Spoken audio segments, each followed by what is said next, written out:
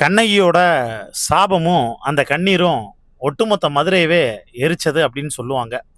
அதே மாரி தான் பெண்களோட கண்ணீர் இருக்கு பார்த்தீங்களா? அதாவது மனசார மனசு நொந்து அவங்க சபிக்கக்கூடிய அந்த சாபம் இருக்கு பார்த்தீங்களா? அதுக்கு ஒரு பெரிய பவர் இருக்குன்னு சொல்லுவாங்க. திரௌபதியோட கண்ணீர் தான் மகாபாரதம் உருவாகுறதுக்கு காரணமாச்சு.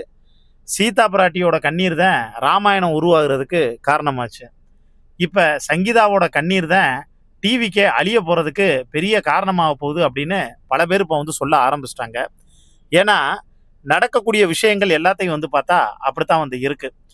இந்த தளபதி விஜய் இருக்கார்ல, அவரு த்ரிஷாவ பத்தி பேசுனதுக்காக அவ்வளவு தூரம் வந்து கோவப்பட்டாங்க, பொங்குனாங்க. உதயநிதிய தூக்கி வந்து உள்ள வச்சாங்க. இன்னைக்கு த்ரிஷாவ தப்பா பேசுறவங்க, நாளைக்கு அமைச்சர தப்பா பேசுவாங்க. அடுத்து தமிழ்நாட்டு பெண்கள தப்பா பேசுவாங்க அப்படின்லாம் அதுக்கு வந்து முட்டு குடுத்தாங்க. ஆனா, இன்னைக்கு பிஜேபியில வந்து இருக்கக்கூடிய நயினார் நாகேந்திரன் அவர்கள், அவரோட அம்மா, அதாவது தளபதி விஜயோட அம்மா இருக்காங்கல்ல, அவங்கள பத்தியே வந்து பார்த்தேன்னா, ஒரு ஃப்ளோவுல தப்பா பேசுனாரு. அதாவது, நீங்க சட்டசபையில வந்து உட்காந்துட்டு அப்பாவ காணாமன்னு வந்து தேடுறத விட, வீட்டுக்கு நீங்க வந்து போனா தான், அம்மா சொல்லும். அம்மா தான் வந்து அப்பா இவர்ன்னு சொன்னா தான், அவர் உங்க அப்பா. இல்லாட்டினா அவர் அப்பாவே இல்ல அப்படின்னு, இந்த மனுஷனோட பிறப்பவே வந்து கொச்சப்படுத்துற மாரி பேசியிருந்தார். ஆனா, அதுக்கு எந்த ஒரு விதமான நடவடிக்கையும் எடுக்கல. ஏன் அவர வந்து கைது பண்ணல? ஏன் நடவடிக்கை எடுக்கலன்னா, சென்ட்ரல் கவர்மெண்ட்ல பிஜேபியோட ஆட்சி. அவரு தமிழ்நாட்டோட பிஜேபி லீடரு. அவர வந்து பார்த்தோன்னா தூக்குனா, சென்ட்ரல்ல இருந்து அழுத்தம் குடுக்கும். அப்புறம் விஜயோட ஆட்சியே வந்து பார்த்தோன்னா, இல்லாம அழுத்தம் குடுத்து பெரிய மன உளைச்சல வந்து குடுப்பாங்க. ஆளுநர் மூலியமா பிரஷர் குடுப்பாங்க. இது எல்லாமே நடக்கும்னு தெரிஞ்சுதான், அவங்க நேக்கா வந்து பார்த்தோன்னா, அங்க கை வைக்கல. இந்த இது சொல்லுவாங்கல்ல, "என்னைய அடிச்சு நீ ரவுடியா ஃபார்ம் ஆகணும்னு நெனைக்கிற."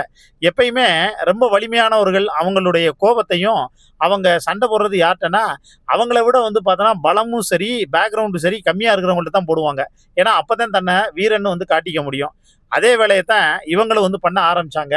இப்ப ஹைலைட்டான விஷயம் என்ன ஒண்ணா, "ஏப்பா, கட்ன மனைவிய பத்தி அசிங்கமா பேசினா கோவம் வரல.